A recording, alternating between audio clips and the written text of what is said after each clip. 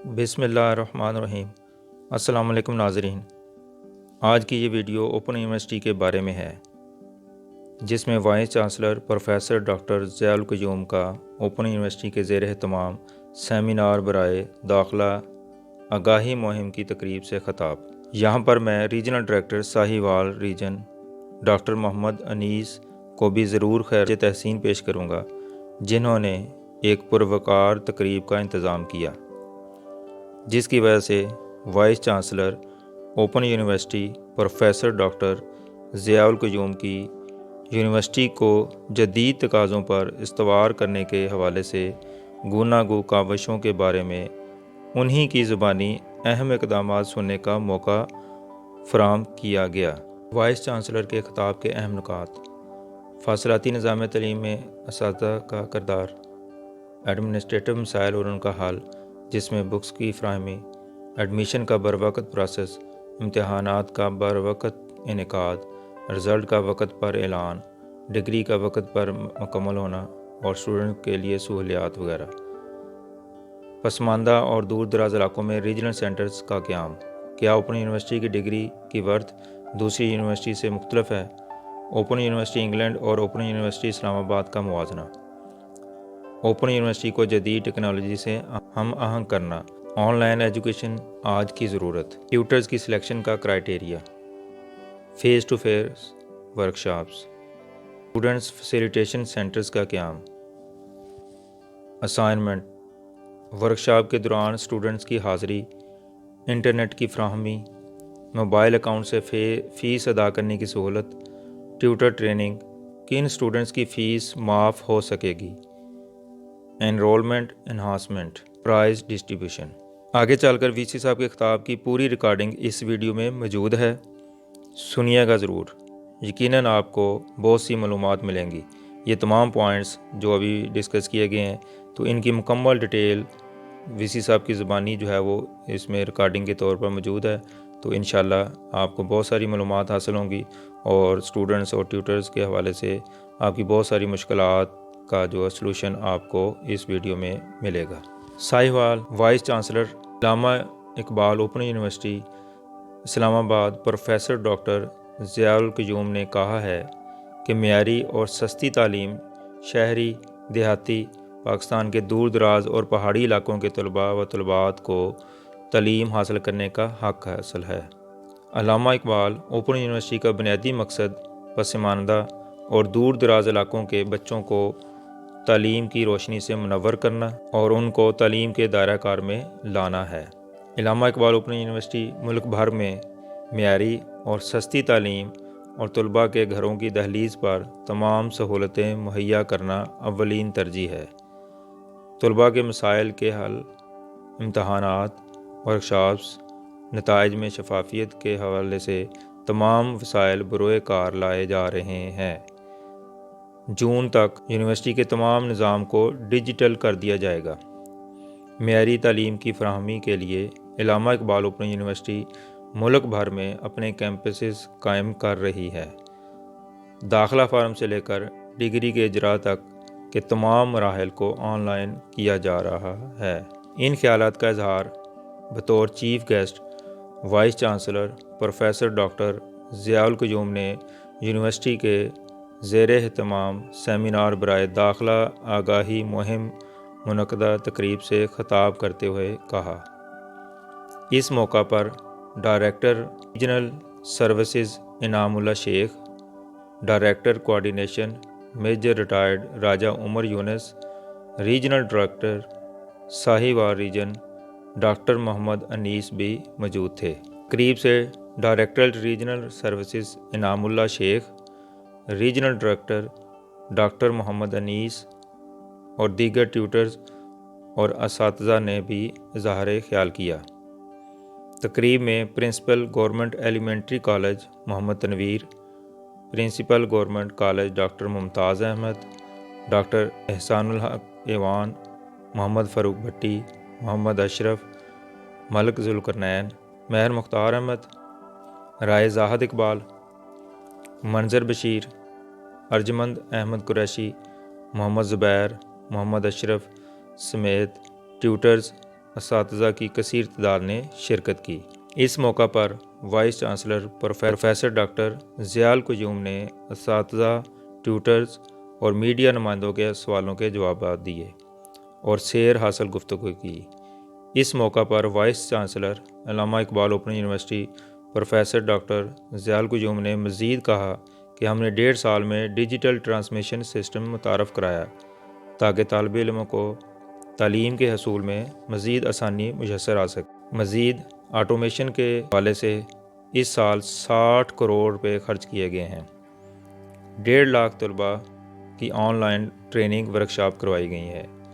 उन्होंने मज़ीद कहा कि यूनिवर्सिटी के ज़ेर एहतमाम ऑनलाइन एजुकेशन के लिए रीजनल लेवल पर ट्रेनिंग देंगे, क्योंकि दौरे हाज़िर में दुनिया के चैलेंजेस से नबर्दज़मा होने के लिए ज़रूरी है और ओपन यूनिवर्सिटी को दुनिया में बराबरी के लिए वक़्त की अहम ज़रूरत है। मुल्क भर में 14 लाख बच्चे फासलाती निज़ाम के तहत तालीम हासिल कर रहे हैं और उनके मसाइल के हल के लिए ठोस इक़दामात किए जा रहे हैं। तकरीब के अख्ताम में vice chancellor professor doctor Ziaul Qayyum ने director regional services Inamullah Sheikh, director coordination major Raja Umar Younis, regional director doctor Mohammad Anees के हमरा रीजनल कैंपस का दौरा भी किया। रीजनल कैंपस पहुंचने पर रीजनल स्टाफ ने शानदार इस्तकबाल किया और स्टाफ से मुलाकात भी की। इस मौका पर vice chancellor professor doctor Ziaul Qayyum ने कंप्यूटर लैब का इफ्तिताह भी किया और दुआ की गई। ये सदाकतें डॉक्टर अनीस की ज़िंदगी के आए बाग में उगी हुई हैं। और ट्रांसजेंडर कैदी हजरात, इस तरह माजूर यतीम बच्चों बच्चियों के लिए फ्री एजुकेशन का ऐलान कर दिया है। ये कितना बड़ा पैकेज है वेलफेयर फंड से। कोई भी बात करने से पहले बहरहाल आपकी सर्विसेज को एक्नॉलेज करना ज़रूरी है। मैं बारहा ये बात करता हूँ कि अल्लामा इकबाल ओपन तालीम के फ़रोग़ के हवाले से एक यूनिक इदारा ज़रूर है कि जहाँ पे मैट्रिक से लेके PhD तक के प्रोग्राम ऑफ़र होते हैं, बहरहाल पाकिस्तान के किसी इदारे में इस तरह से नहीं है। फिर उसके पढ़ाने की नौइयत इस तरह की है जो अमूमी तौर पे पाकिस्तान के किसी भी इदारे में उस तरह का निज़ाम तालीम नहीं है जो फासलाती निज़ाम तालीम है। तो ये एक मुनफरद हैसियत है इस इदारे की। और फिर इस मुनफरद हैसियत की वजह से और इस तरह के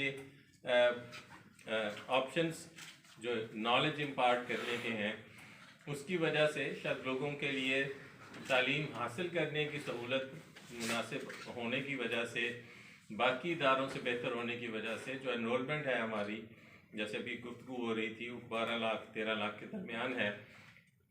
ये भी एक बहुत बड़ा नंबर है जिस पे हम फ़ख्र करते हैं, बजा तौर पे फ़ख्र करते हैं। और जैसे अभी गुफ्तगू भी हुई कि हम एशिया की दूसरी बड़ी यूनिवर्सिटी हैं एनरोलमेंट के एतबार से।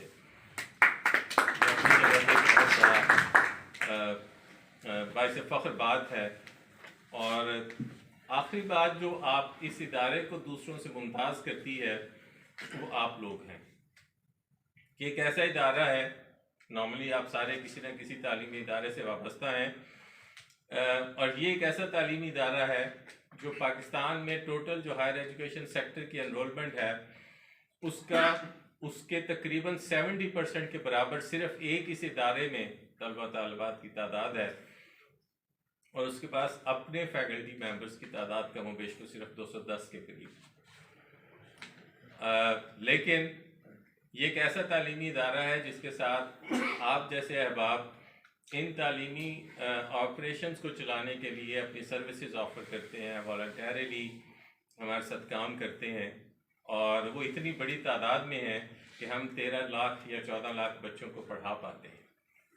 सो ये भी एक ऐसा यूनिक मॉडल है जो मैं समझता हूँ शायद किसी और भी इदारे के साथ नहीं है। सो इसलिए सबसे पहले आपका शुक्रिया अदा करना बनता है कि आप तालीम के फ़रोग़ के लिए अब इस मुल्क में खुसूसन जो मार्जिनलाइज्ड कम्युनिटीज़ हैं, जो कि अल्लामा इकबाल ओपन यूनिवर्सिटी का एक स्लोगन भी है, उन लोगों तक तालीम की सहूलतें ले जाने में आप हमारी मदद करते हैं जहाँ पे ज़ाहिर शायद कोई और इदारा मौजूद नहीं है या इदारे कम हैं और उतने लोगों की तालीमी ज़रूरियात वो पूरी नहीं कर पाते। मैं ज़ाती तौर पे भी इस इदारे के सरबराह के तौर पे भी बहर सूरत आपका शुक्रिया अदा करता हूँ। और फिर जब आप इतनी सर्विसेज रेंडर कर रहे हैं तो ये कैसे मुमकिन है कि हम आपकी सर्विसेज को एक्नॉलेज ना करते हों। जो आप अभी फरमा रहे थे उसको जो आपके जहन में खदशात और सवालात हैं उसका जवाब देने के लिए मैं खुद हाजिर हुआ हूँ। और इंशाल्लाह हम कोशिश करेंगे जब दोबारा, जैसे अभी डायरेक्टर साहब फरमा रहे थे और शेख इनाम साहब कह रहे थे कि जैसे हम ग्राउंड ब्रेकिंग इंशाल्लाह अपनी बिल्डिंग की करते हैं तो मैं चाहूँगा कि हम ज़्यादा दोस्तों से गुफ्तगू कर सकें और अपना जो पॉइंट ऑफ व्यू है उसको आपके साथ शेयर कर सकें, आपके जहन में जो एप्रीहेंशंस हैं उनका जवाब दे सकें। लेकिन आज इसी गुफ्तगू में मैं एक्सपेक्ट करूँगा जो बातें हम करेंगे आप अपने बाकी दोस्तों के साथ शेयर करेंगे ताकि इन सवालों का जवाब अगर वो नहीं भी आ सके तो आप उन तक पहुँचा सकें। देखिए मैं एक्सपेक्ट करता था, आज सुबह मैं फैसलाबाद भी दोस्तों से कह रहा था कि शायद मैं गुफ्तगू के इन दो हिस्सों में, एक है जो अल्लामा इकबाल ओपन यूनिवर्सिटी से मुतल्लिक आपके शिकायत हैं, कोई क्रिटिसिज्म है, कोई कह लीजिए आपके रिजर्वेशंस हैं, उनका आप इजहार करेंगे। और दूसरा है जो मैं आपसे बात करना चाहता हूँ, जिस वजह से मैं खुद से ट्रैवल भी कर रहा हूँ, कि ये जो एक नया फेज़ है जिसको हमने अपने तय एक बहुत सोच विचार के बाद और एक बड़ी मेहनत से जिसको शुरू किया है, उसमें मैं आपको शामिल कर सकूं। और अगर आपके ज़हन में उससे मुताल्लिक़ कोई सवाल हैं तो मैं ख़ुद उनका जवाब देना चाहूँगा।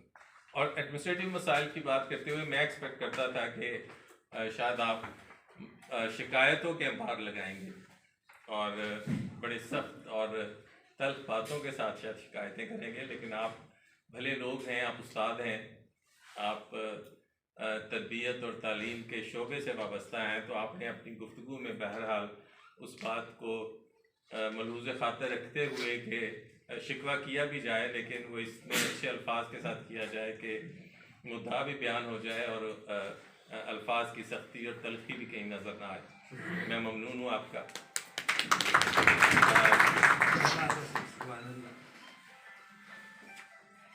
एक तो जी वेरी क्विकली जो अल्लामा इकबाल ओपन यूनिवर्सिटी के पुराने ऑपरेशन से और इस नए ऑपरेशन के दरमियान जो एक तनाज़र है उस पर मैं मुख्तसर सी बात कहना चाहता हूँ कि आप में से बहुत सारे टीचर्स मेरे से बहुत पुराने अरसे से, और जैसे अभी हमारे दोस्त कह रहे थे कि वो 1996 से हमारे इदारे के साथ वाबस्ता हैं, तो मुझे तो काम करते हुए आप दोस्तों के साथ सिर्फ 2 साल हुए, लेकिन मैंने 27-28 साल पाकिस्तान के हायर एजुकेशन सेक्टर को सर्व किया। सो मेरे पास वो एक डाइवर्सिटी ऑफ ऑपरेशंस की का नॉलेज है जो इस्तेमाल करते हुए मैंने इस इदारे के ऑपरेशंस को समझ के फिर ये सोचा है कि इसमें कौन सी ऐसे ऑपरेशंस की कैटेगरी है जो मेरे इदारे की के लिए एक बहुत खैर के अल्फाज वापस लाती नहीं है, जिसमें बहरहाल एडमिशन के डिलेज़ हैं, जिसमें आपने इम्तिहान का जिक्र किया, इम्तिहान के डिले हैं, रिज़ल्ट अनाउंस होने के डिलेज़ हैं, बच्चों को किताबें नहीं मिलती, उसकी अनाउंसमेंट्स जो मेलिंग है उसके डिले हैं। फिर अभी जैसे आप फरमा रहे थे जी कि एमफिल शुरू किया, तो चूँकि ओपन यूनिवर्सिटी है तो सालों पे मुहित हमारी एमफिल की या पीएचडी की डिग्री है या एमए की डिग्री है, आखिर इसका कोई हल होना चाहिए। ये सारी ऐसी बातें हैं जिनसे इनकार मुमकिन नहीं, लेकिन इन सारे को अगर आप खुद साहब उस्ताद हैं और आप माशाल्लाह कहीं ना कहीं एडमिनिस्ट्रेटिव पोजीशंस पे भी हैं, आपका एक तजर्बा भी है, आप भी इस मुल्क में बाकी इदारों के साथ अपने इदारों को और इस इदारे को भी कंपेयर करेंगे, तो जो चीज़ मुख्तलिफ है बाकी इदारों से, इसमें उसका कुछ का तो इजहार मैं कर चुका हूँ, वो तादाद है, वो मेरे एडमिनिस्ट्रेटिव स्ट्रक्चर की नौइयत है, जिस वजह से बज़ाहिर शायद हमारे बहुत बेहतर एडमिनिस्ट्रेटिव कंट्रोल कई जगहों पे नहीं होते।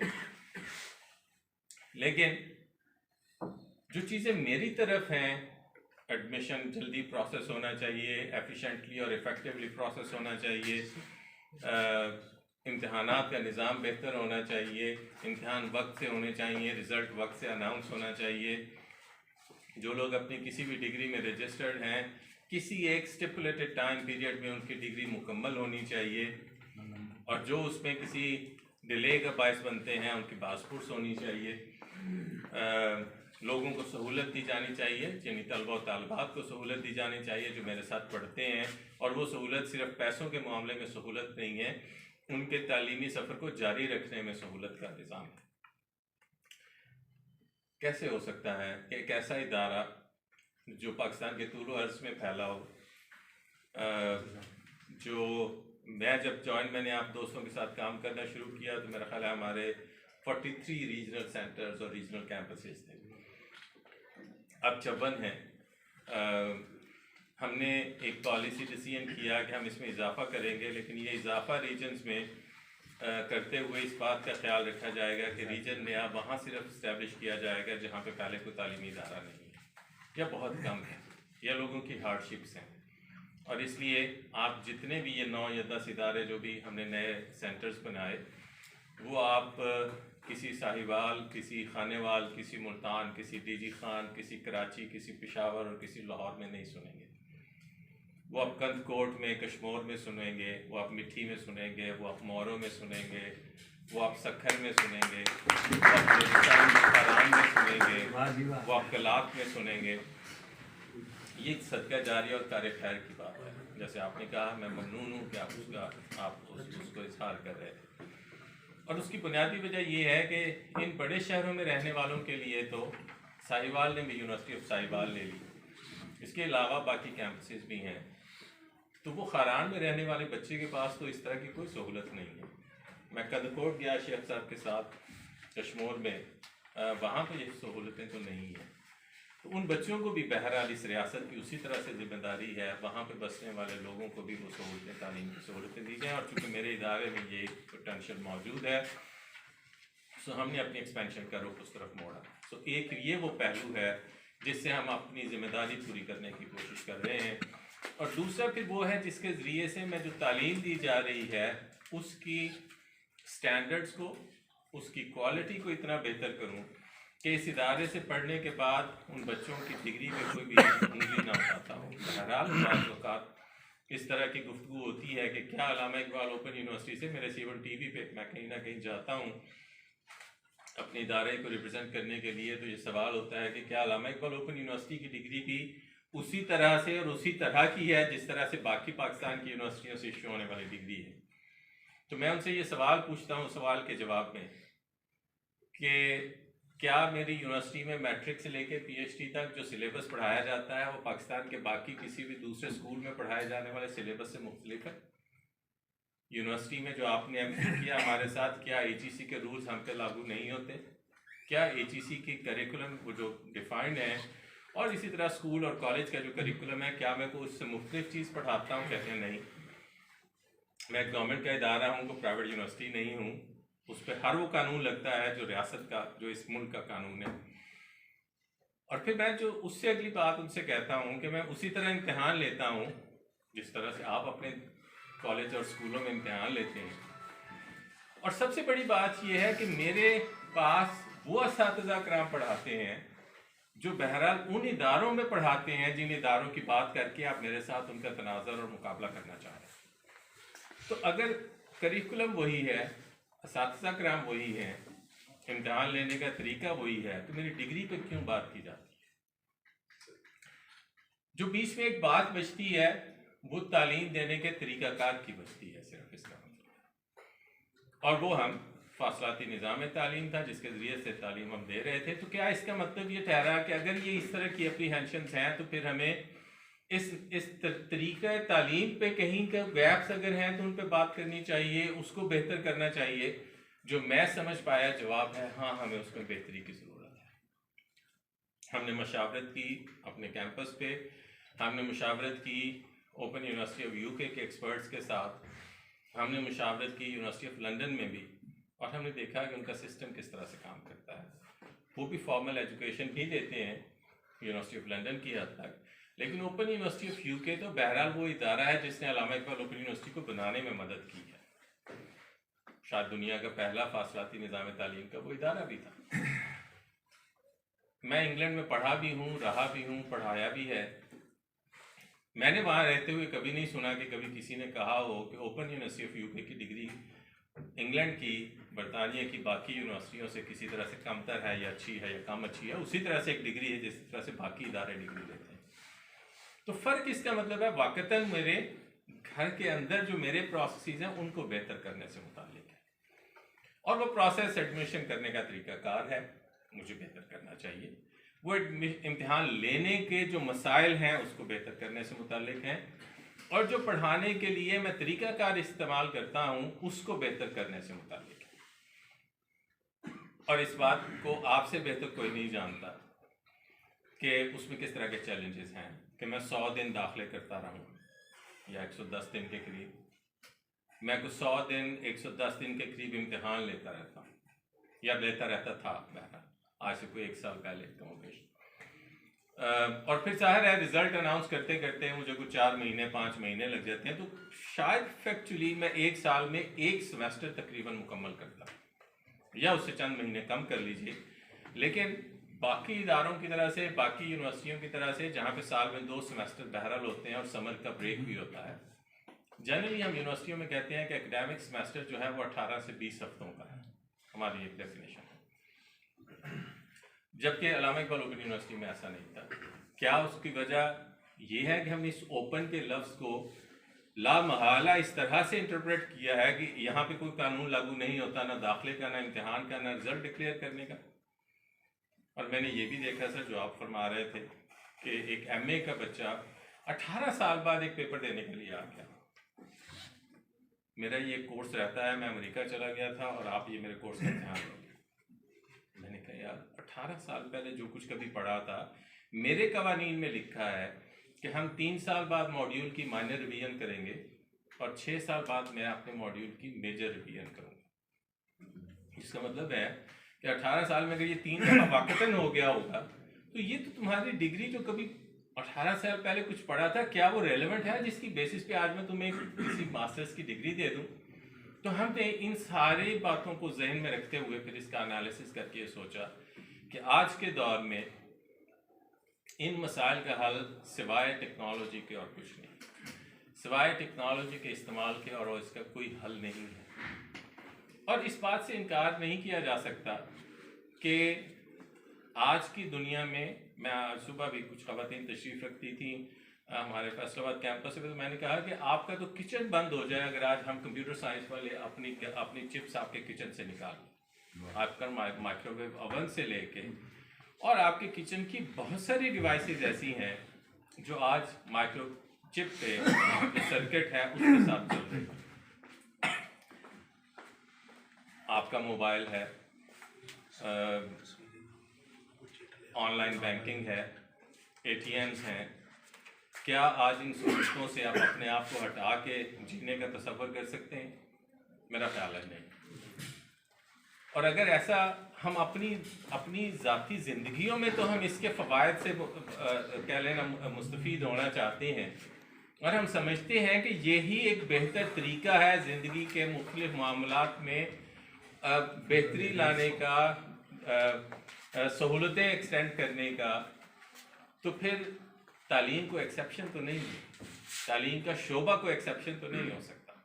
तो जो एक बात आप फरमा रहे थे कि क्या हमें वाक़तन फ़ेस टू फ़ेस पढ़ाना चाहिए या ऑनलाइन एजुकेशन की तरफ जाना चाहिए, अल्लाह ताला हम सारों को महफूज रखें। और जो मसाइल जिनसे आज हम नबर्द आज़मा हैं, जो ये पैंडेमिक और कोरोना की सिचुएशन है, अल्लाह ताला हम सारों को महफूज रखें। लेकिन इस कोरोना ने क्या ये बात साबित नहीं कर दी?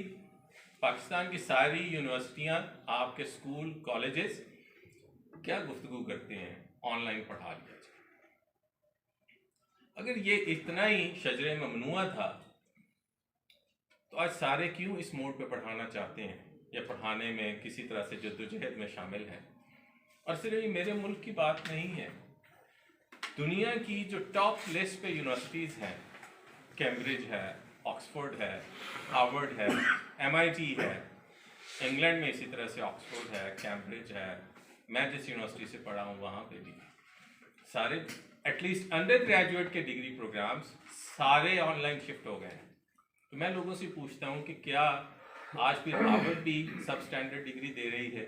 आज MIT, कैम्ब्रिज, ऑक्सफोर्ड, क्या सारे वो सब स्टैंडर्ड एजुकेशन दे रहे होंगे? ऐसा नहीं है।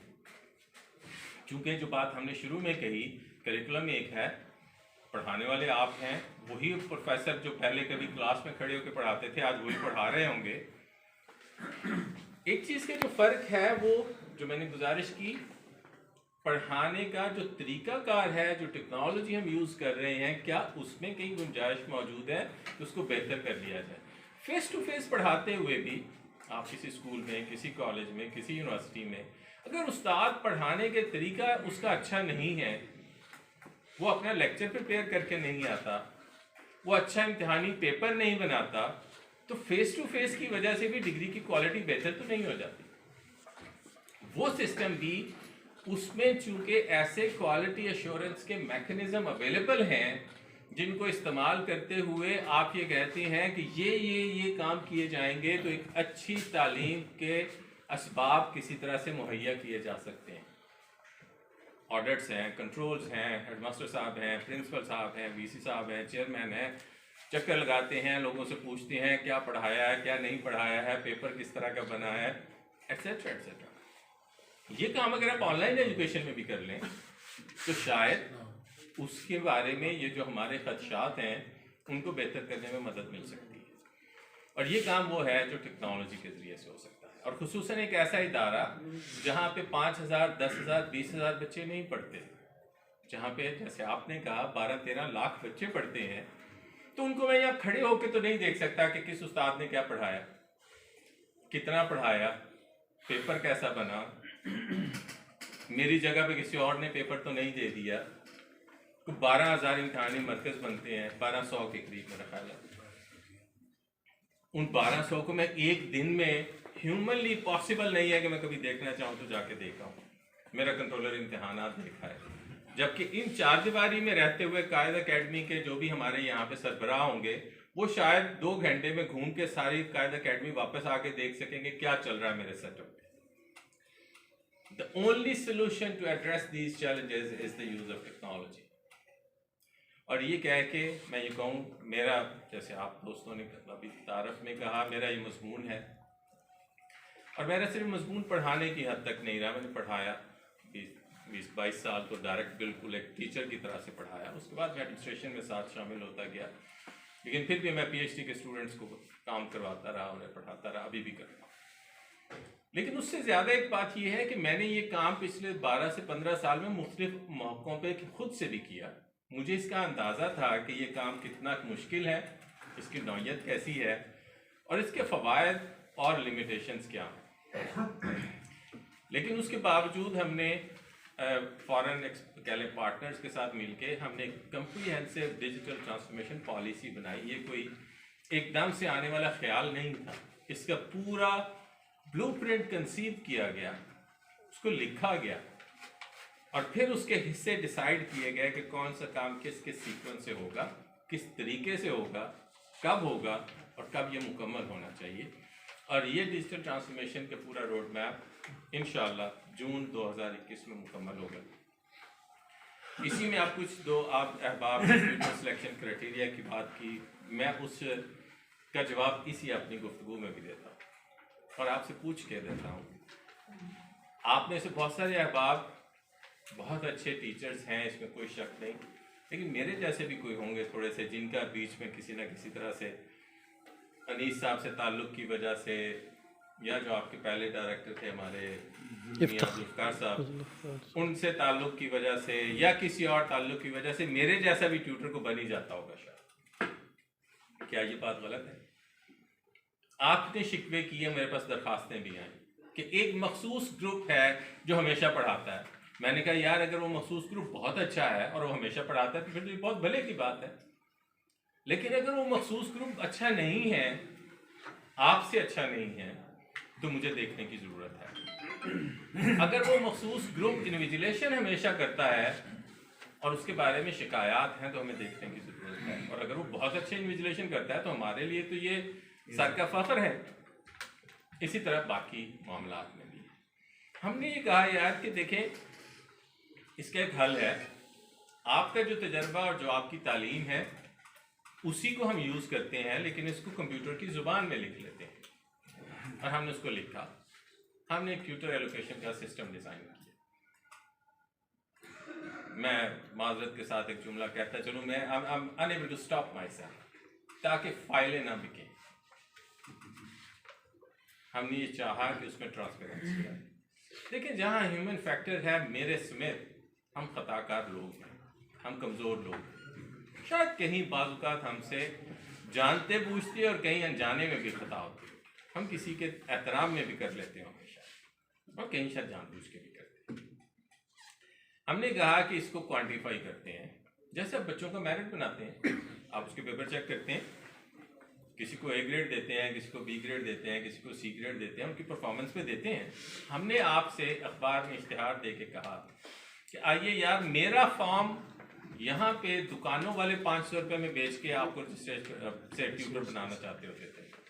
मैंने कहा यार, ये धंधा ख़त्म करें यार, इदारे को जिम्मेदारी लेनी चाहिए, और जो हमारे साथ काम करना चाहता है वो एक दफ़ा हमें बता दे कि हम आपके साथ काम करने में इंटरेस्टेड हैं। तो हमने एक डेटाबेस डिज़ाइन की, अखबार में इश्तिहार दे के प्रोसेस एक डिफाइन करके आपसे कहा कि आप अपने परफॉर्म में फिल करें। हमें कमोबेश 2.25 लाख लोगों ने हमारे साथ अप्लाई किया, और उसका अगला हिस्सा एक हमने रखा कि जो इनिशियल स्क्रूटनी थी सर, जो आप में से कुछ आप फरमा रहे थे कि हम मैट्रिक पे या किसी भी स्कूल में पढ़ाते हैं और हमारी क्वालिफिकेशन है तो हमें एमए के लेवल पे या एमफिल के लेवल पे पढ़ाना चाहिए। मैं एक उस्ताद हूँ जिसने सिर्फ यूनिवर्सिटियों में पढ़ाया है, और मैंने कभी अपने बच्चों को भी नहीं पढ़ाया, क्योंकि मैं ये समझता था जब वो स्कूल में पढ़ते थे, अब वो यूनिवर्सिटी में पढ़ रहे थे जब, तो लेकिन वो उस मजमून को पढ़ रहे थे जो बहरहाल मैं पढ़ाता रहा। उसमें कहीं मैं दखल ज़रूर कभी दे देता था, लेकिन मैंने कभी स्कूल एजुकेशन के दौरान, उनकी कॉलेज की एजुकेशन के दौरान, ओ लेवल्स ए लेवल्स में मैंने कभी दखल देने की कोशिश नहीं की, क्योंकि मैं अपने आप को इस काबिल नहीं समझता, आज भी नहीं समझता, कि जो पेडागॉजिकल स्किल्स रिक्वायर्ड हैं प्राइमरी स्कूल में किसी बच्चे को पढ़ाने के लिए, और जो मेरे उस्ताद भी हो सकते हैं, वो मेरे नहीं हैं। और इसी तरह से बाकी सारे स्टेजेस ऑफ एजुकेशन में भी पीएचडी मुझे क्वालिफाई नहीं करती कि मैं अब हर काम कर सकता हूँ। मैं अपने बारे में भी यही सोचता हूँ, और इस कम्युनिटी का हिस्सा होते हुए अदब से ये मेरी राय है, ये मेरा फैसला नहीं है।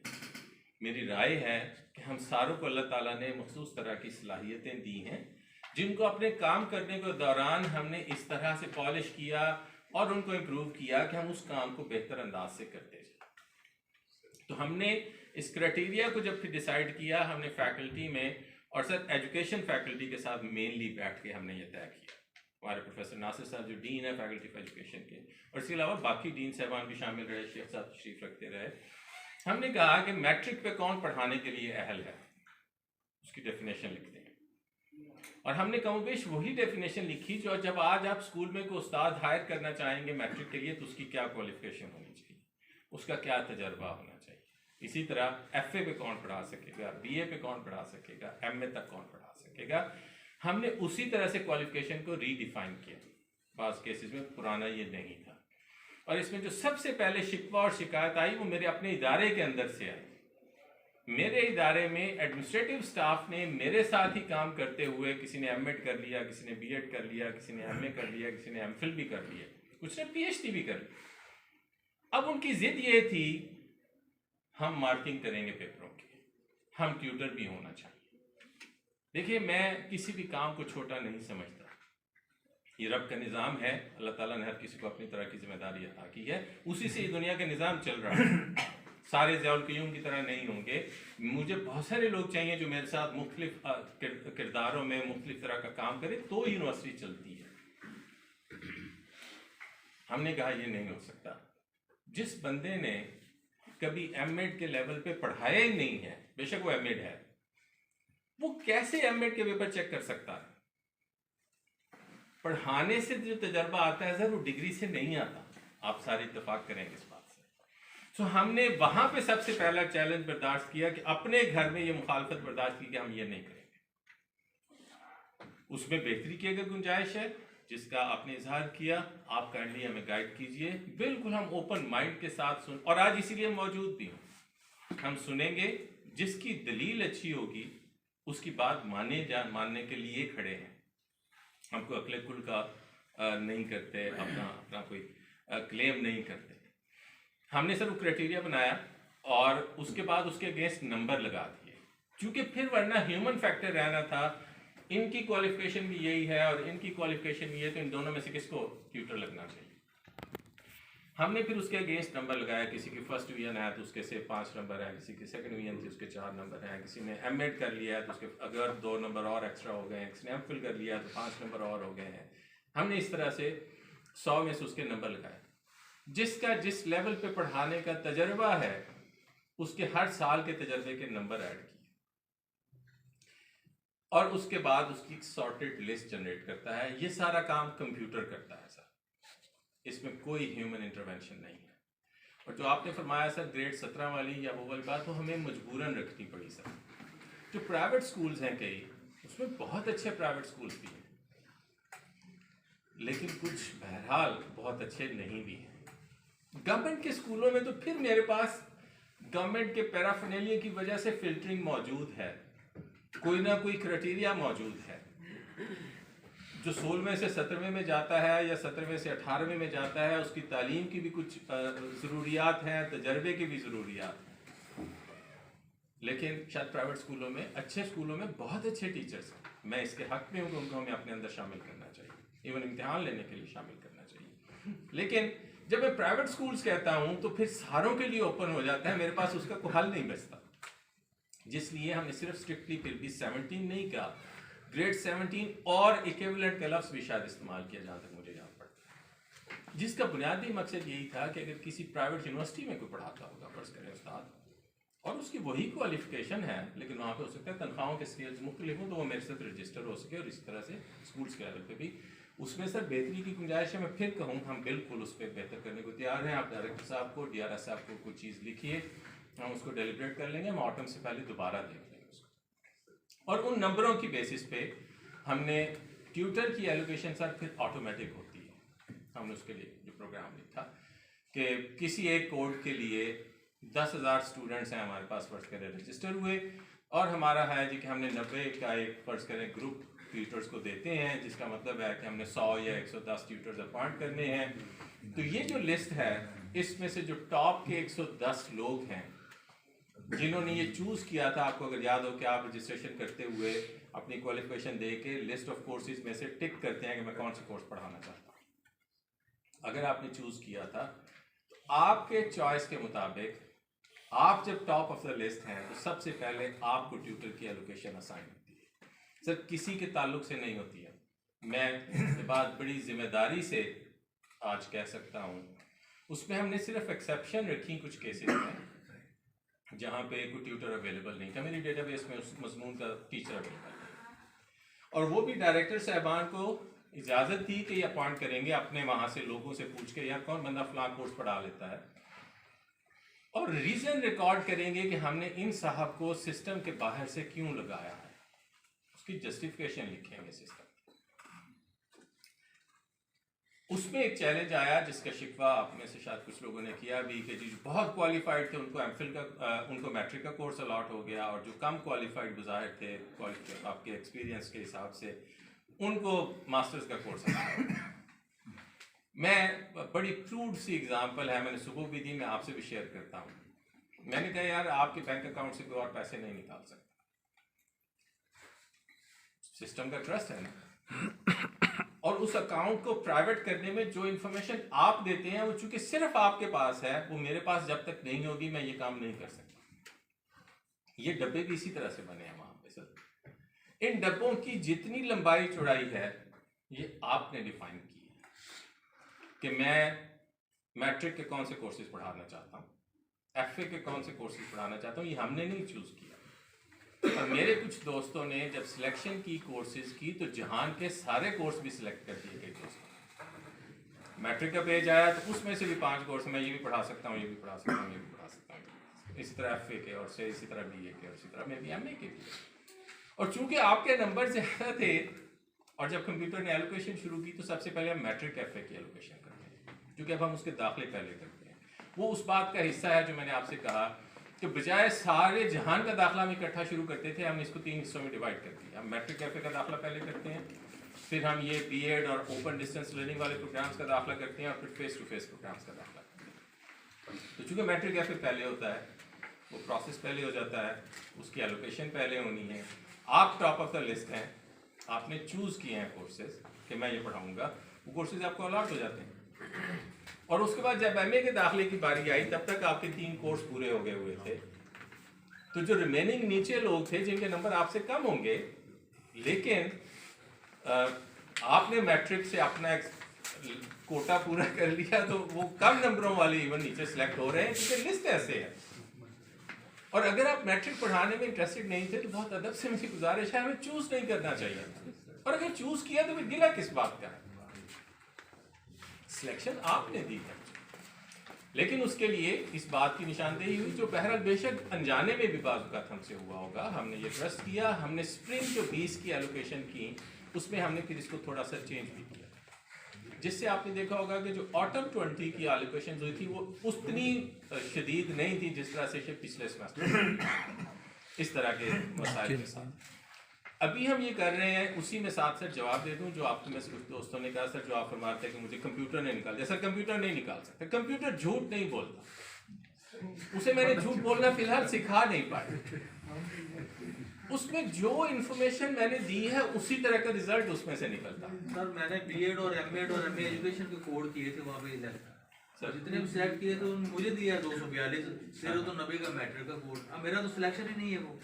ऐसे करते हैं ना सर, मैंने आज सुबह भी 2 दोस्तों ने, कल की बात है, किसी ने तिलक किया तो हमने शायद अभी को तो मैंने वो ले भी लिया था, मुझे कोई इतराज़ उसमें कोई मैंने वो किया है। सर अगर गलती है, मैंने गुजारिश की, वो ह्यूमन एरर हो सकती है कहीं पे हमें डेटा कोड करते हुए, कंप्यूटर में नहीं हो सकती, मेरे कहने का मतलब ये है। और हमें कल 2 दोस्तों ने मेंशन किया तो मैंने इस्लामाबाद फ़ोन किया और मैंने उनसे कहा कि इन दोनों के इस इस रजिस्ट्रेशन नंबर पे इनका मुझे प्रिंट आउट सेंड कर दें। और उन्होंने मुझे प्रिंट आउट सेंड किया। कल भी शायद इतना ही वक्त था, वो बहरहाल इत्तफाकन मौजूद थे दफ्तर में। अभी भी अगर आपको अपना रजिस्ट्रेशन नंबर अगर अनीस साहब आप ले लें, हम प्राइवेटली आपस में बैठ के देख लेते हैं। और उसकी निशानदेही का मकसद हमें अपनी गलती अगर कहीं हो रही है तो हमें उसे ठीक करना है, आपको खुदा न खास्ता जुटलाना नहीं मकसद उसका, उसको सर देख लेते हैं। क्राइटेरिया बहरहाल ये है जैसे मैं गुजारिश कर रहा हूँ, उसमें हमसे अगर कहीं गलती हो रही है उसकी इस्लाह कर लेते हैं। अच्छा, ये कह के सर कंप्यूटर में इस सारी एलोकेशन के बाद स्टूडेंट की एलोकेशन भी ऑटोमेटिक है, चॉइस पे नहीं है। स्टूडेंट के एड्रेस के जो लॉन्गिट्यूडनल और लैटिट्यूड के जो एड्रेस हैं लॉन्ग और लैट के, उसको गूगल से हम ट्रांसलेट करते हैं और उस एड्रेस को बेस रखते हुए 2 किलोमीटर या 3 किलोमीटर रेडियस में जो उस्ताद के इर्द गिर्द बच्चे रहते हैं उनको उस ट्यूटर को ऑटोमेटिकली 90 स्टूडेंट अलॉट कर देते हैं। उसमें कोई ह्यूमन इंटरवेंशन नहीं। उसमें एक्सेप्शन फिर डायरेक्टर साहबान को दी है, किसी का एड्रेस डिफरेंट हो गया, को मूव कर गया, कोई ट्यूटर अवेलेबल नहीं है तो वो चेंजेस ये कर सकते हैं, लेकिन सिस्टम बहरहाल इसको बिल्कुल ऑटोमेटिकली करता है। इसमें हमारी बहुत काविश हुई ताकि मैं ये जो खदशात हैं लोगों के कि जी फलां के ताल्लुक की वजह से मेरे कहने पे भी सर आज ट्यूटर नहीं लग सकता, बिल्कुल बड़ी जिम्मेदारी से आपसे बात कर रहा हूँ। इसीलिए मेरी आज आईडी भी नहीं है सिस्टम की, उसके आईडी और एक्सेस इनके पास है, मेरे पास नहीं है। मैंने अपने हाथ खुद काट के इनको दिए हैं कि नहीं यार सिस्टम चलना चाहिए और एक बिल्कुल ट्रांसपेरेंसी के साथ और एक ही तरह से सारों के साथ सलूक होना चाहिए। और यही ऑटोमेशन की खूबसूरती भी है। इसमें सर ये जितनी बात मैं कह रहा हूँ ये एक्सप्लेन करने का मकसद ये था कि आप लोगों को ये बताइए कि अब अगर कहीं पहले शिकायत और शिकवा था भी, आज अगर मौजूद है तो सिस्टम में हमें समझने में कहीं कमी हो सकती होगी जो हमने फिर कंप्यूटर को बताया है। उसमें अगर किसी बेहतरी की ज़रूरत है आप निशानदेही कीजिए, हम बिल्कुल उसको दुरुस्त कर लेते हैं और फिर आइंदा से उसी तरह हुआ करेगा जैसे हम चाह रहे हैं, लेकिन वो फिर अक्रॉस द बोर्ड पूरे पाकिस्तान में उसी तरह से होगा। जो दूसरी से बात है उससे अगली जिस पे फेस टू फेस वर्कशॉप्स और उसका कुछ पार्ट का जवाब मैं आपसे सर गुजारिश कर चुका हूँ। अभी देखें बड़े शहरों में तो शायद ये चैलेंज ना हो कि बीएड के फ़लाँ मज़मून की फ़लाँ साहब कोई एक्सपर्ट मौजूद नहीं है, और ये बहरहाल मिसाल रही खुसूसन रिलेटिवली छोटे शहरों में कि उन बच्चियों को ट्रैवल करके किसी दूसरे शहर में जाके अपनी वर्कशॉप्स लेनी पड़ती।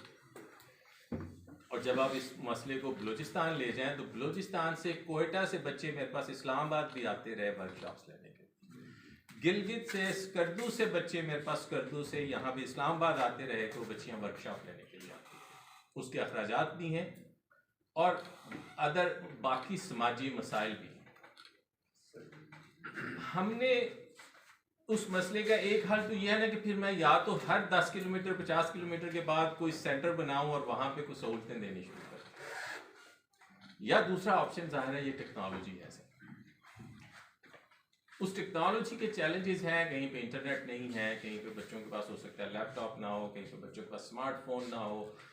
लेकिन मैंने उस पर हंस के कहा, हमने सर इसकी एनालिसिस किया। हमने जो पाकिस्तान के चारों टेलीकॉम ऑपरेटर्स हैं इनसे डेटा समहाउ लिया और हमने उसका एक हम टर्म यूज़ करते हैं, हम हीट मैप जनरेट किया। हीट मैप ये है कि पाकिस्तान का जो नक्शा है इस पे जो कनेक्टिविटी की स्ट्रेंथ है उसको हमने पाकिस्तान के नक्शे पे मैप किया, ये देखने को कि कहाँ कहाँ पे कवरेज है और कहाँ पे कवरेज नहीं है, और कहाँ पे कवरेज 3G की है, कहाँ पे 4G की है। उसमें 100% वो दुरुस्त नहीं, लेकिन हमने एक एस्टिमेट इस तरह से लगाया। और उसका एक मैं सबूत आपको ये देता हूँ कि मैं स्कर्दू गया और हम उससे आगे गिजर गए, बहुत रिमोट सा एक एरिया। गिजर से भी आगे मैं नहीं जा सका, जो हमारे एजुकेशन के डीन हैं ये लोग वहाँ पे एक लेक का नाम इन्होंने लिया कचूरा के साथ है, बल्कि एक और वो कहते हैं पता नहीं डेड लेक समथिंग, कुछ कोई आखिरी स्पॉट है पाकिस्तान की किसी हदूद में, बड़ी कहते हैं खूबसूरत लेक है और बहुत खामोशी है वहाँ। कहते हैं जी कि इस हद तक यानी आबादी कम है। कहते हैं सर हम वो झील देखने चले गए, वहाँ पे उनके बीएड के कुछ 4 स्टूडेंट निकल आए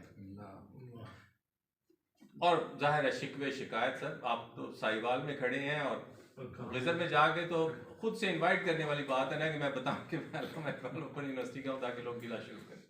उन्होंने गिला किया जी क्या आपने सर हमारी मुसीबत जान में डाल दी है और जान मुसीबत में डाल दी है, ना हमें पता है हमारा रोल नंबर क्या है, आज तक देखें डेट शीट का पता नहीं है। सो उन्होंने बहरहाल अंबार लगा दिए शिकायतों की, चुप करके उन्होंने सुन लिए। कहते मैंने साथ एक छोटी सी किराने सी की दुकान थी, तो वहाँ पे उसने कंप्यूटर रखा हुआ था और इंटरनेट भी होगा। एक तो कहते हैं कि हमने जब देखा तो वो यूट्यूब पे वीडियो देख रहे थे वो बच्चे गिजर से आगे से, हालांकि वहाँ पे कनेक्टिविटी बहुत पुअर है, सिवाय SCO के और कोई टेलीकॉम ऑपरेटर वहाँ पे जनरली सर्विसेज नहीं देता स्ट्रेटेजिक रीजंस की वजह से। उन्होंने कहा यार यूट्यूब अगर चल सकता है तो मेरी यूनिवर्सिटी की वेबसाइट क्यों नहीं खोल लेते तुम। अच्छा सर रोल नंबर, तो उन्होंने कहा यार तुम यूनिवर्सिटी की वेबसाइट खोलो, पोर्टल ओपन करो, वहाँ से अपना रोल नंबर डालो तो सारी डेट शीट अभी स्क्रीन पे नजर आ जाएगी, उसको प्रिंट कर लो। यही काम वो किराने वाला 100 रुपये लेके करता है। इसका मतलब नेट का इशू नहीं है सर, हम कई जगहों पे जानबूझ के सीखना भी नहीं चाहते शायद, पता नहीं क्यों, और ये जहन में रख के कि यार अल्लाह करे यार ये झूठ हो जाए। वो ये सेटल्ड एरियाज में भी हैं मिसाल कुछ दोस्तों के, और उन्होंने वहाँ पे उसको बहरहाल पोर्टल खोल के दिखाया। उन्होंने कहा बेटे देखो ये डेट शीट है, और कहा कि ये दुकान वाले को जब 100 रुपये देते हो तो ये आसमान से तो नहीं ले आता, ये भी इसी से खोल के तुम्हें देता है, यार ये काम तुम खुद क्यों नहीं कर लेते। और मैं तो हंस के आज भी कहा, कल भी कहा, परसों में चूँकि 3 दिन से सफ़र में हूँ, मैंने कहा यार इन बच्चों से पूछें जो शिकवा करते हैं, क्या कभी उनकी फेसबुक बंद होती। 90% 95% बच्चे होंगे सर, 5% बच्चे जिन बेचारों को कोई सहूलत नहीं है, माली मुश्किलात हैं, इंटरनेट नहीं है, मैं बिल्कुल मानता हूँ ये थोड़े बच्चे होंगे, लेकिन मेजॉरिटी ऑफ द स्टूडेंट्स वो हैं वो जो लाहौर में नारे लगाते रहे ऑनलाइन इम्तिहान होना चाहिए और बेचारा एक बच्चा फौत हो गया। क्या उन्हें इंटरनेट नहीं है जो लाहौर में बसते हैं? क्या उनके पास लैपटॉप नहीं है? बदनीयती है इस जनरेशन में। बाज़ बहरहाल बच्चों में इस तरह का मिजाज आया है जिसका देखिए क्या नतीजा निकला। ज़िम्नन बहरहाल ये एक बात है। तो सर गुजारिश ये है ये एक मैं आपसे मदद चाहता हूँ ये कह के कि जो सिस्टम हम इस्तेमाल कर रहे हैं वो दुनिया की किसी भी बेहतरीन यूनिवर्सिटी में जो सिस्टम यूज़ होता है ये वो वाला सिस्टम, ये हमने को होम ग्रोन नहीं किया। जो कैंपस मैनेजमेंट सोल्यूशन है जिसकी आजकल डिप्लॉयमेंट साथ चल रही है, जो LMS है और जो फाइनेंशियल मैनेजमेंट के लिए जो हमने सॉफ्टवेयर ले रहे हैं, हमने करीबन 60 करोड़ रुपए इस पे खर्च किए इस सारे सिस्टम पे। और Oracle एक कंपनी है, बहरहाल वर्ल्ड नोन है, आप में से जो भी जानते हैं या जो जानना चाहें बहरहाल गूगल करें, आपको उसकी डिटेल मिल सकती हैं।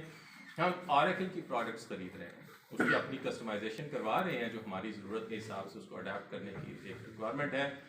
और ये वो दोनों एप्लीकेशंस हैं जो पाकिस्तान की किसी भी यूनिवर्सिटी में आज की तारीख में मौजूद नहीं होंगी, उस हैयत में, उस इंटीग्रेटेड बिल्कुल सेटअप में जिस तरह से अल्लामा इकबाल ओपन यूनिवर्सिटी में इंशाल्लाह जून 2021 तक होगा। आपकी यूनिवर्सिटी पाकिस्तान की ये वाहिद जामिया होगी जो इस पे फ़ख्र का एक इजहार के साथ खड़ी होगी कि इस तरह का कोई सेटअप किसी भी यूनिवर्सिटी में मौजूद नहीं है। और जिसका एक इजहार ये है कि आप तो अब इस स्केल से फेमिलियर हैं, हमने वर्कशॉप्स करवाई सर, चैलेंजेस भी थे पिछले सेमेस्टर में, रिलेटिवली कुछ ज़्यादा थे, हमें भी ज़ाहिर है चीज़ों को देखने में, बच्चों को समझने में दिक्कत थी। इस सेमेस्टर में उतने मसाइल नहीं हैं, हम उसको रोज़ाना की बेसिस पे इवैल्यूएट करते हैं। ये साथ कह के मैं साथ कहता चलूँ, जिन बच्चों को अभी भी कोई दिक्कत हो तो मैं उन बच्चों से कहता हूँ बजाय इस बात को सोचा जाए कि अल्लाह करे ये बंद हो जाए, यकीन करें मैं इसको बंद नहीं होने दूँगा इंशाल्लाह, आप लोगों के तावन से बंद नहीं होने दूँगा। मैं उसके लिए खुद जाऊँगा हर जगह पे, उन्हें एक्सप्लेन करूँगा कि इसकी अफादियत क्या है, इसकी इम्पोर्टेंस क्या है, इससे आपकी यूनिवर्सिटी के स्टेचर, आपकी यूनिवर्सिटी की क्रेडिबिलिटी और जो डिग्री के मसाइल और ये जो बाकी मसाइल थे जिसमें हम कह रहे थे सर कि आपको इस्लामाबाद आना है, आपको इस्लामाबाद नहीं आना पड़ेगा सर। जिस तरह वर्कशॉप घर पे बैठ के करते हैं, हर इंफॉर्मेशन आपको आपके डेस्क पे, आपके बेड में बैठे आपको मुयस्सर होगी इंशाल्लाह जून 2021 के बाद। उसी में हम एक बड़ा exclusively designed student facilitation centre भी अपनी यूनिवर्सिटी पे हम कायम कर रहे हैं लेटेस्ट फैसिलिटीज़ के साथ। इंशाल्लाह वो बिल्डिंग के मैप्स अप्रूव हो रहे हैं, CDA से वो अप्रूव हो जाए तो उसकी कंस्ट्रक्शन शुरू हो जाएगी कि अगर आप तशरीफ़ भी लाएंगे तो आपको बहरहाल उसी गेट के साथ एक हम फैसिलिटी बिल्ड कर रहे हैं, गेट नंबर 2 के साथ आप आएंगे, बहुत अच्छी जगह पे तशरीफ़ रखेंगे, जो स्टाफ वहाँ पे आपकी बातों को सुनने के लिए चाहिए वो मुहैया किया जाएगा उसी एक कमरे में, और उसी एक कमरे से आपके मसाइल सुन के उनका कोई ना कोई मदावा किया जाएगा, उसका हल ढूंढा जाएगा। आपको ना VC ऑफिस जाने की ज़रूरत होगी, ना शेख साहब के दफ्तर जाने की ज़रूरत होगी, ना एग्जामिनेशन में जाने की ज़रूरत होगी, आप वहीं बैठ के अपने मसाइल का हल लेंगे। और इवन वहाँ पे एक एक्सक्लूसिवली डिज़ाइन कॉल सेंटर भी होगा, आप यहाँ से कॉल करेंगे, उसकी लॉग हुआ करेगी, जो ये शिकायत है कि कोई फ़ोन सुनता नहीं है, जो नहीं सुनेगा सर वो अगले दिन H8 की रोड पे वो हमारे इदारे में नहीं होगा, हम प्रॉपर इवैल्यूएशन करेंगे उसकी। कॉल सेंटर होगा, आप यहाँ से फ़ोन करेंगे, आपकी बात सुनी जाएगी, वो रिकॉर्ड होगी, वो शिकायत दर्ज की जाएगी, वो शिकायत अगर जो भी शिकायत की नौइयत है उसके हिसाब से 2 दिन से अंदर लेके 5 दिन तक उसका जवाब नहीं दिया जाता तो उसकी रिपोर्ट वाइस चांसलर को भी और इंशाल्लाह जब हम इतना बड़ा सेटअप रन कर रहे हैं तो इन बच्चों की सहूलत के हम जिम्मेदार हैं, हमें इसको बेहतर करना चाहिए था। और मैं समझता हूँ ये काम जो आज हम कर रहे हैं ये शायद आज से 15 साल पहले करना चाहिए। टेक्नोलॉजी के जो सोल्यूशन आज हम लेके आ रहे हैं मैंने इंग्लैंड में पढ़ते हुए इस्तेमाल किए हैं, हमको अनहोना काम नहीं कर रहे हैं, 20 साल बाद कर रहे हैं इस मुल्क में, हम इतने पीछे हैं इसका मतलब है हमसे। तो हमें इस बात को तस्लीम करना चाहिए कि हमारी ज़रूरत है, इसके बगैर हमारे मसाइल हल नहीं होते। LMS आपने वर्कशॉप्स में उसकी असाइनमेंट्स की बात की, क्विकली असाइनमेंट सर फ़िलहाल दोनों सूरतों में जमा हो सकती हैं, उसका सर्कुलर भी DRS साहब ने किया है और उसकी बुनियादी वजह फ़िलहाल ये है, मुझे भी आप कहें मैं कंप्यूटर साइंस का उस्ताद हूँ, मैं अभी भी बहरहाल टाइपिंग वो 5 उंगलियों से नहीं कर सकता, मैं अभी भी थोड़ा सा देख के कीबोर्ड से करता हूँ, मैं 30 साल से इस मशीन को इस्तेमाल करता हूँ। जब बहुत ज़्यादा इस्तेमाल करूँ थोड़ी स्पीड बेहतर हो जाती है, जब कम इस्तेमाल करूँ तो स्पीड कम हो जाती है। उर्दू की टाइपिंग मैं अभी भी नहीं कर सकता, हमें तस्लीम करना चाहिए, क्योंकि मैं उस ज़ुबान में पढ़ता नहीं हूँ, मेरा मजमून उस ज़ुबान में नहीं था, मेरी ज़रूरत नहीं थी, मैं मोबाइल में भी उर्दू टाइप नहीं कर सकता। ठीक इसी तरह मेरे बच्चे भी हैं, वो कंप्यूटर जानते होंगे, वो शायद अंग्रेज़ी में टाइपिंग कर लेंगे, मैं ये अस्यूम करता हूँ। जो आम सॉफ्टवेयर हमारे हैं वो भी अंग्रेज़ी के हैं। उर्दू का सॉफ्टवेयर बाज़ औक़ात कंप्यूटर्स पे अवेलेबल भी कम होता है। सो इसलिए हमने फ़िलहाल इजाज़त रखी थी सर कि कोई बच्चा हाथ से लिख ले और उसको स्कैन करके अपलोड कर दे। हम ट्रस्ट करते हैं कि वो बेईमान नहीं है, जब तक वो साबित ना कर दें कि वो बेईमान है। क्या बात है, वो अपलोड करें। आप ट्यूटर साहबान, आप उस्ताद हैं सर, पेपर चेक करते हुए आप अगर पढ़ के चेक करते हैं तो आपको ये पता लग जाता है, समझ में आ जाता है कि किसने किस। अब 10 असाइनमेंट एक कॉपी हुई है अगर, तो आपको पढ़ने में नजर आएगा कि ये कॉपी हुई है, बेशक स्कैन होके अपलोड हुई। आ जाके जिम्मेदारी हम पे आती है, बेशक फेस टू फेस पढ़ा रहे हैं, बेशक ऑनलाइन पढ़ा रहे हैं, बेसिकली हम किसी तरह से हमें अपनी जिम्मेदारियों को और बेहतर तरीके से अदा करने की जरूरत है। और जो टाइप होके जमा होगी वो उस LMS में जो आगे ही हम इस्तेमाल कर रहे हैं सॉफ्टवेयर, उसमें सिमिलैरिटी कैलकुलेट करने का, डिटरमिन करने का सॉफ्टवेयर एम्बेडेड है, उसकी परसेंटेज आती है। फिलहाल हमने डिसेबल की है। फिर अगेन हम हर चीज़ को ग्रेजुअली बिल्ड करना चाहते हैं, पहले उसको इस्तेमाल उसका ज़्यादा करवाना चाहते हैं, बजाय इसके कि खौफ में लोगों को मुब्तला किया जाए और परेशान किया जाए। ये करें। हमने हाज़री इवन पिछले सेमेस्टर में वर्कशॉप्स की को बहुत ज़्यादा सख्ती नहीं की, किसी को इंटरनेट की सहूलत नहीं होगी, कोई ड्रॉप हो गया होगा, किसी का कनेक्शन वीक होगा इंटरनेट का, एट्सेट्रा एट्सेट्रा, सो हमने बहुत सख्ती नहीं की। लेकिन अगले सेमेस्टर से हम ये कर रहे हैं सर, करें ना सर कोई असाइनमेंट छाप के, हम क्विज लेंगे वर्कशॉप्स के दौरान इंशाल्लाह, अनअनाउंस्ड लेंगे और उसके नंबर होंगे। फिर अगर मैंने तहैया किया है कि मैंने नहीं पढ़ना सर, तो यहाँ पे आप क्लास 100 की बिठा लें, जिन 5 ने तहैया किया कि हमने नहीं पढ़ना, तो आप उन्हें क्या कर लेंगे उनका सर? वो क्लास में भी ऐसे ही होते हैं। और ऑनलाइन भी है कि वो ऑनलाइन रजिस्टर करके और लॉग इन करके अगर कहीं और फर्ज करे कंप्यूटर गेम खेलता रहता है तो फिर खेल ले यार। अगर उसने अपना नुकसान, पढ़ने की जिम्मेदारी उसी की है, पढ़ाने की जिम्मेदारी हमारी है। बाकी हम अभी फिलहाल हमने बच्चों का माइक म्यूट किया हुआ है, ये तरबियत का पहलू भी था, मगर ना वहाँ पे मंडी बन जाएगी अगर हम माइक खोल देंगे। हम सारी मीटिंग्स पिछले 10 महीनों से ऑनलाइन करते हैं, थोड़ा सा लेवल ऑफ सीरियसनेस बेहतर है, लोगों ने भी सीख लिया है। जिसने बात करनी होती है वो हाथ वेव कर सकता है, वो स्क्रीन पे आ जाता है और उसका माइक, हम उसे कहते हैं अच्छा जी आप अपना माइक अनम्यूट करके बात करें, बारी बारी सारे बात करते हैं। जब थोड़े से हम ट्रेन हो जाएंगे हम वो माइक ओपन कर देंगे सर। जो बच्चों से आप गुफ्तगू करना चाहते हैं वो ज़रूरी है इंटरेक्शन एस्टैब्लिश करने के लिए। उससे ये जो एक और खदशा है कि जो ऑनलाइन में बच्चों से गुफ्तगू नहीं हो सकती और उनको जो एक सवाल जवाब का सिलसिला है वो नहीं हो सकता, ये भी एक पहलू इंशाल्लाह इनेबल हो जाएगा। MPhil PhD पे इस सेमेस्टर से इंशाल्लाह हम ऑडियो वीडियो दोनों इनेबल करके लेक्चर करेंगे। सो बच्चे, चूँकि वो तादाद थोड़ी होती है क्लास में, मैच्योर बच्चे होते हैं, सीरियस लोग हैं, उनकी वीडियो भी अनेबल्ड होगी, टीचर्स क्लास में बैठे हुए सारे स्टूडेंट्स को देख सकेगा और वो उनसे बात भी कर सकेंगे। वो एक सिंक्रोनस मोड में वो लेक्चर्स हुआ करेंगे। और दूर दराज इलाकों में मैं कह ही रहा था अगर कहीं पे कोई दिक्कत है, शायद आपके इलाकों में भी कहीं पे हो, लेकिन ये ज़्यादातर बलूचिस्तान, इंटीरियर सिंध और फाटा के जो इलाके हैं उनमें है। वहाँ पे हमने इजाज़त दी है कि अगर इस तरह के कोई बच्चे हों जहाँ पे बिल्कुल कोई सहूलत मुयस्सर नहीं की जा सकती, वो मेरे कैंपस पे भी नहीं आ सकते, वहाँ आके वर्कशॉप ले लें। फासले हैं बलूचिस्तान में बहुत, हम उनकी वर्कशॉप उसी तरह से अगर डायरेक्टर साहबान को आप वक्त से बता देंगे तो अगले सेमेस्टर से पहले आपको बताना होगा, क्योंकि उसके इंतजाम फिर उसी तरह एक सेंटर इस्टेब्लिश होगा, कोई रिसोर्स पर्सन अपॉइंट होंगे, ट्यूटर वहाँ पे जाया करेंगे। हम उसे फेस टू फेस भी फिलहाल करेंगे जब तक ये सहूलतें उन इलाकों तक चली गई। एक और हमने 4 टेलीकॉम ऑपरेटर्स के साथ पैकेज तय किया है जी, उसका इश्तिहार वो उन्होंने हमसे वादा किया है कि अपनी कैंपेन में शुरू करेंगे। तकरीबन एवरेज 500 रुपये में कोई भी बच्चा पूरे महीने की वर्कशॉप जो है उस पर अटेंड कर सकेगा, उससे ज़्यादा उसकी कॉस्ट नहीं आएगी। और हमने एक और मेरा ख्याल है शायद उनसे बात की है कि यही पैकेज हमारे ट्यूटर और रिसोर्स पर्सन भी ले सकेंगे, क्योंकि ज़ाहिर उन्होंने भी लेक्चर देने हैं तो उसकी इंटरनेट की कॉस्ट आती है। सो ये पैकेज बहरहाल इस दफ़ा इश्तिहार में भी हमने ब्रीफली लिखा है और ये चारों telecom operator you phone Jong वगैरह ये अपने इश्तिहार में भी अब इसको शामिल करेंगे।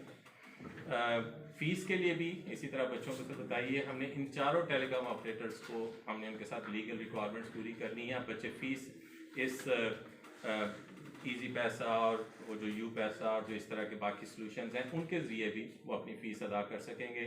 सो हमेशा सिर्फ बैंक जाके फ़ीस अदा करने की ज़रूरत नहीं है।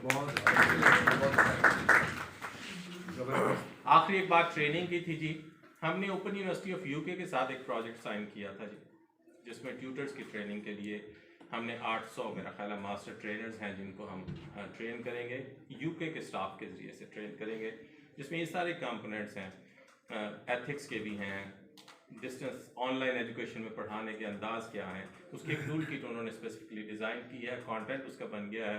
कोविड की वजह से वो लोग फ़िलहाल नहीं आ सके, मुझे उम्मीद है अगर मार्च अप्रैल में थोड़े हालात बेहतर होना शुरू होते हैं तो हम उनसे गुजारिश करेंगे कि वहाँ वो प्रोजेक्ट बहरहाल इन प्लेस है, उसका होमवर्क मुकम्मल है। रीजनल ऑफिस के जो हमारे सब हैं डायरेक्टर साहबान, ये हेड ऑफ रीजनल सर्विसेज के साथ मिलकर सिलेक्शन करेंगे हर रीजन से ट्यूटर्स की, जो कि इस फर्स्ट फेज़ ऑफ ट्रेनिंग में ये काम जो ट्रेनिंग है उनको दी जाएगी। इस गुजारिश के साथ कि उसके बाद जो ट्रेनिंग आपने ली है वो अपने बाकी दोस्तों को ट्रेनिंग देंगे। हमारी तरफ से सिर्फ ये एक रिक्वायरमेंट है, कोई उसकी कॉस्ट नहीं है, कोई आप पे उसकी फाइनेंशियल लायबिलिटी नहीं होगी, वो सारा यूनिवर्सिटी खुद अदा करेगी। एक बात जी जो कहनी ज़रूरी है, फ़ीस की आपने बात की थी बीएड वाली, हमसे बहुत सारी जगहों पे जिसमें कुछ चीज़ें ये लिखी हैं और ये कोई एहसान किसी पे नहीं है, ये रियासत की जिम्मेदारी है। जो बच्चे नहीं पैसे दे सकते, जो थोड़े से मुश्किल में हैं, उनकी कोई सहूलत उनको दी जानी चाहिए और हमने उसमें इजाफा करने की बहरहाल भरपूर कोशिश की है। इसी कैटेगरी में जो कम्प्लीटली ब्लाइंड बच्चे हैं उनकी फ़ीस 100% माफ़ है। जो हैंडीकैप्ड हैं, जो जिनका कोई मेजर ऑर्गन खुदा न खास्ता कहीं डैमेज हो गया है और वो काम नहीं कर पाते, उनकी 50% फ़ीस माफ़ है। जो ऑर्फन्स हैं, जो यतीम बच्चे हैं, उनकी बीए तक की फ़ीस 100% माफ़ है, मेल फीमेल दोनों। उसके बाद जो अनमैरिड विडो है, अनमैरिड और विडो मेरा ख्याल है, इनकी रजिस्ट्रेशन और एडमिशन की फ़ीस वेव्ड ऑफ है। जो चिल्ड्रन ऑफ शहदा हैं उनके बच्चों की 100% माफ़ है। जो प्रिजनर्स हैं उनकी 100% फ़ीस माफ़ है। ट्रांसजेंडर्स जो हैं उनकी फ़ीस 100% माफ़ है। लेकिन ज़ाहिर है यूनिवर्सिटी ने अपने अखराजात भी चलाने हैं। हम जब ये एक्सपेंशन करते हैं, इस एक्सपेंशन की भी कॉस्ट है, इस सारे प्रोसेस की भी एक कॉस्ट है। मैं बिल्कुल वो बेयर करने को तैयार हूँ। वो हम फैसिलिटेशन यूनिवर्सिटी के मुलाजमीन की तरफ भी पढ़ा रहे हैं, यूनिवर्सिटी के तलबा तालबात की तरफ भी पढ़ा रहे हैं और आप दोस्तों की तरफ भी पढ़ाई है कि हमने अपने रेमुनरेशन को इस स्प्रिंग 2021 से रिवाइज कर दिया है। जो पेपर मार्किंग के पैसे हैं, जो पेपर सेट करने के पैसे हैं, जो असाइनमेंट चेक करने के पैसे हैं, लेक्चर देने के जो पैसे हैं, उनके रेट्स को हमने सिग्निफिकेंटली, कुछ केसेस में शायद डबल हो गए, इवन हमने उसको पंजाब यूनिवर्सिटी के बराबर और जो बोर्ड्स के रेमुनरेशन है उसके बराबर उसको हमने कर दिया है। ज़ाहिर है ये भी एक अखराजात की नौइयत है।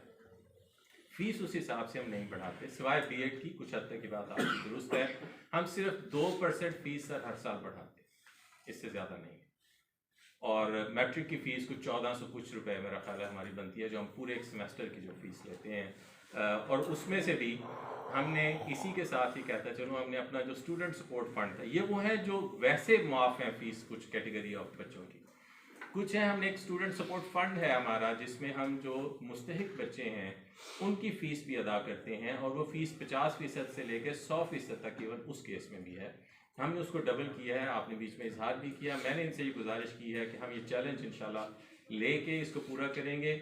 हम जब उसको फ़ीस माफ़ी देंगे, जितनी भी देंगे, तो फिर पूरी डिग्री के लिए देंगे ताकि वो अपनी तालीम मुकम्मल करें। क्या बात है, वो उसके अखराजात हैं सर। जो फ़ीस अदा नहीं कर सकता वो बहरहाल ये ना समझे कि वो पढ़ नहीं सकता।